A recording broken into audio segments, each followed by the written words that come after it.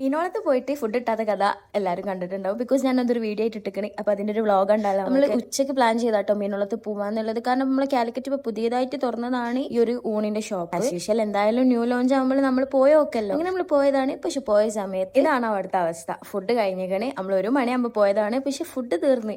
May be അത്രയും taste ഉണ്ടാവാൻ മതിയാവും. കുറച്ചു നേരം അവിടെ തിരിഞ്ഞു നോക്കി ഇത് എങ്ങാനും ചീറ്റിട്ടിയാലോ വെച്ചിട്ട് ഒരു രക്ഷയില്ല. അപ്പം പിന്നെ ഒന്നും നോക്കിയില്ല. അടുത്ത് തന്നെ അൽറൈമ മന്തി ഉണ്ട്.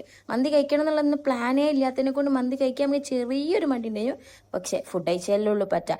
അനെന്താക്കി നേരെ അടുത്തുള്ള മന്തി ഷോപ്പിൽ പോയി മന്തി കഴിച്ച് മന്തി അടിപൊളിയായി കേട്ടോ. അതെനിക്ക് ഇഷ്ടമായി. നല്ല ടേസ്റ്റിയുള്ള മന്തി. നമ്മൾ മസാല മന്തി ഇനി മേടിച്ചത്. അടുത്ത സർപ്രൈസ് അത് അമ്മക്കല്ല ബന്ധാത്തൊക്കെ ആയിരിക്കും. അതായത് റഫൻ്റെ ഉമ്മക്ക്. റഫ മൂക്കുത്താൻ വേണ്ടിയിട്ട് പോവാണ്. അത് നമ്മൾ ഗുജറാത്തി സ്ട്രീറ്റിൽ കൂടെ ഒക്കെ നടന്ന് നമ്മൾ കുറച്ച് റീലൊക്കെ എടുത്ത് എനിക്ക് ഇതൊക്കെ റീലൊക്കെ എടുക്കാണ്ടേനു. അവിടെ അടുത്തുള്ള ഒരു ഷോപ്പാട്ടെ ഈ മൂക്കുത്താനുള്ളത്. അങ്ങനെ അവിടെ പോയിട്ട് മൂക്കുത്തി നമ്മൾ പോയ സമയത്ത് ഓരോ അവിടെ ഇല്ലെങ്കിൽ ഒരു ഫുഡ് കഴിക്കാൻ പോയതാണ്. ഞാൻ ഒരു വരുന്നവരെ നമ്മൾ വെയിറ്റ് ചെയ്ത് ആൻഡ് ഫൈനലി റഫിയും കുത്തി.